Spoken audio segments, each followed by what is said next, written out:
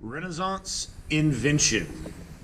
Believing that ancient Greek and Roman artists had produced the greatest art ever, early Renaissance painters blended ideas from the classical world with their own humanist ideas and developed skills in the use of linear perspective. This led to a distinct and innovative style of art. The Brancacci Chapel. Decorations for a private chapel. Artist Masaccio and Masolino. Circa 1424 to 1427, the media is fresco. In about 1424, two artists began painting frescoes depicting the life of St. Peter in the Brancacci family's chapel at the Carmelite Church in Florence.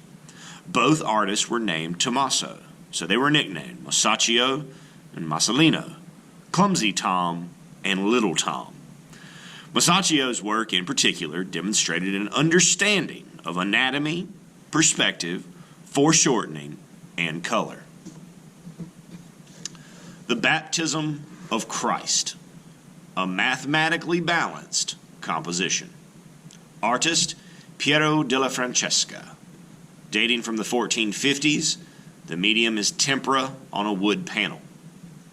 Piero was both an artist and a mathematician who wrote words on geometry and perspective. Using his mathematical knowledge, he produced geometric shapes to create harmonious compositions. In this work, he has made a composition that is arranged around perfectly balanced shapes, with the dove directly above Christ's head. The Annunciation. Decoration for the Palazzo Medici in Florence. The artist is Friar Filippo Lippi. Circa 1450 to 1453. The media is tempera on a wood panel. Friar Filippo Lippi painted gentle-looking figures, richly decorated surfaces, and textures in soft colors to express both his artistic skills and his devotion to Christianity. This work was probably commissioned by the powerful Florentine Medici family, whose emblem of a diamond ring and feather can be seen on the wall below the urn of lilies. Right here. Lippi demonstrates a skill that Renaissance painters perfected, showing tone by using light and dark shading to make pictures look solid, to give them form. Tobias and the Angel, a piece created by an artist's assistants. Artists came from the workshop of Andrea del Verrocchio. Circa 1470 to 1475, the medium is tempera on wood. Renaissance artists learned their skills by training with master artists. When they had gathered sufficient experience, they were allowed to paint some of the artist's paintings. This work was painted by several assistants and apprentices in the workshop of the Florentine artist Andrea del Verrocchio. It depicts a scene from the Old Testament book of Tobit, in which Tobias is instructed by an angel on how to deal with a fish that has tried to swallow his foot.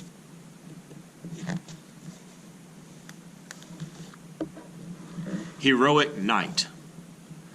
The Italian artist Paolo Uccello painted St. George and the Dragon in 1450 of the Common Era. In the painting, St. George spears a dragon that has been terrorizing a city and rescues a princess. To show his skill at perspective, Uccello painted patches of grass, like a grid, and a storm in the sky, aligned with George's lance, to suggest that God is helping him. Lance, then we have the power of that storm building behind the lance. Primavera. Mixing Greek and Roman mythology with Christian themes, Primavera, or Spring, was painted in 1482 by Florentine artist Sandro Botticelli. He was adored by some of the greatest patrons of the early Renaissance, including the Pope. This work was made for the rich and powerful Medici family who ruled Florence at the time. So the three graces dancing together in a circle are the three graces, daughters of Zeus, the king of the gods. In Greek mythology, they were created to fill the world with happy moments and feelings. They also symbolize beauty and the happiness of spring. Mercury. Mercury, the messenger of the gods, with wings on his feet, uses his staff of twisted serpents to move winter clouds away. Natural world. Botticelli painted almost 500 different kinds of plants here.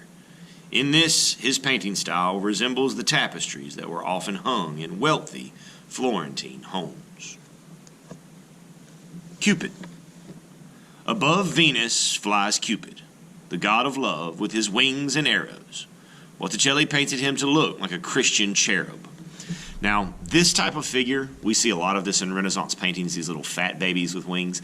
All of them are referred to as putti, but some of them are cherubs, which are like the lowest choir of angels in Christian mythology. Some of them are cupids. The difference is that a cupid will have the bow and arrow as a symbol, and the cherub would just be the little fat winged baby. Same goes down here when we look at Mercury. There's the winged boots and this thing that he's holding. These are symbols so that the reader who was educated in humanism, you got to remember, during the Renaissance, they're all about humanism, educating people on the knowledge that the Greeks and the Romans left behind. These would have been images that an educated person in Florence would have been able to easily understand and read for what it was. But moving on, Venus. Venus, the Roman goddess of love and beauty, stands in a garden under an arch of fruit trees. She resembles popular representations of the Virgin Mary, but she wears the headdress of a respectable, married Florentine woman. And here we have Flora. Flora, Zephyr, the west wind, is chasing a nymph called Chloris. A nymph is a beautiful young woman, but not a goddess. In the Greek myth, Zephyr turns Chloris into Flora, the goddess of flowers and spring.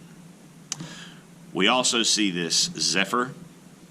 We also see this back a couple pages in The Birth of Venus. So here we see those same wind spirits as Venus is being ushered to the shores of Cythera.